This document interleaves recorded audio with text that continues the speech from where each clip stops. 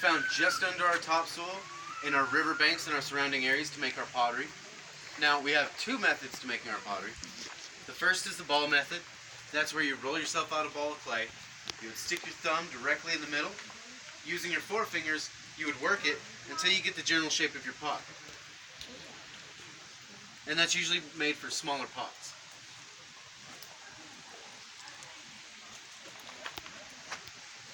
Now, we would make larger pots with the coil method. And that's where you would start off with a flat disc of clay as your foundation. And then you would just add your coils until you get your desired height.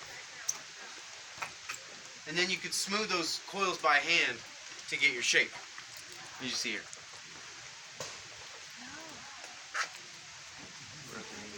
Now, once your pottery is formed, you would place it out in the sun to dry until it's firm enough to work with. Then you would take a seashell or a deer antler and you would carve it to an even thickness all the way around.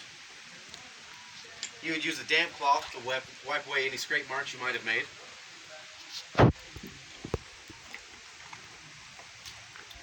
Then we would take wood knives, seashells, other items to put our designs on.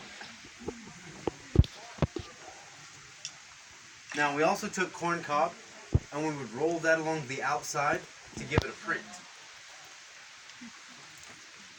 Now we even started using wood paddles and deer antler with designs already carved onto them, and we would almost use these as like a stamp and just roll these right on. Now once you got your designs on, you would place it out in the sun until it's completely dry. It'll turn this chalky white color, and then it's ready to be burned. You'd actually build yourself a fire, taking your pots, putting them around the fire with the opening facing the flame. Then you would coat the inside with crushed corn cob, and the oil secreted from the cob would actually waterproof the interior of your pot, because we would use these for cooking. Now your pots will turn a bluish color. That's when you would put out your flames, take your pot, putting them directly on the burning embers and cover them with ash. That's how you would finish them up and get your colors. Your colors come from the types of wood that you would have burned. So say a softer wood would create more smoke, and you would trap that smoke around your pottery, letting that build up, and that'll give you a darker color. While a harder wood would create more heat, and that's where you would get your lighter colors. And you could use a combination and get yourself a malted finish. Ooh.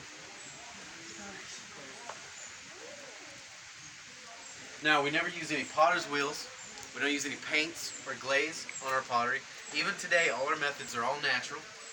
And it can take around 2 months to complete, because we live in such a humid climate that it takes a very long time for our pottery to dry.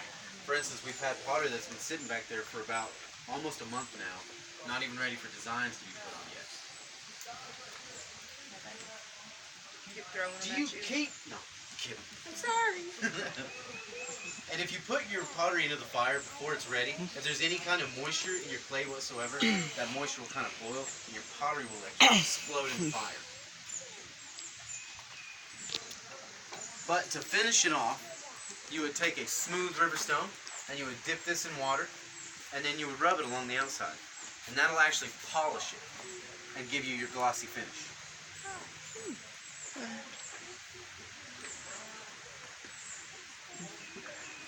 Any questions for pottery? What is she doing with the sticks there? Splitting river cane. It's for baskets. Yeah, they got a lot of river cane around here. They've been busting it up for a couple of weeks now, trying to get it all busted up because we have a lot of baskets that need to get made.